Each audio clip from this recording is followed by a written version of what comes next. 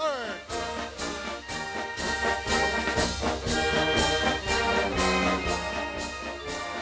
Benigno S. Aquino III.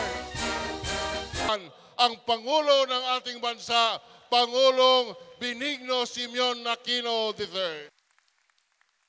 Salamat po po tayo lahat. Senator Frank Drilon.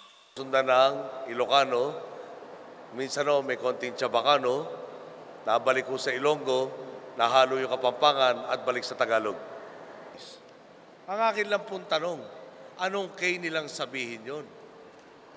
Kaya pakisabi na lang po, palagay ko nga, may K yung mga nagbabantang yan. At sa Pangasinan po, ang magkasamang Nani Braganza at Art Lumibaw ang susi ng paspas na kaunlaran. Magandang hapon po. Maraming salamat.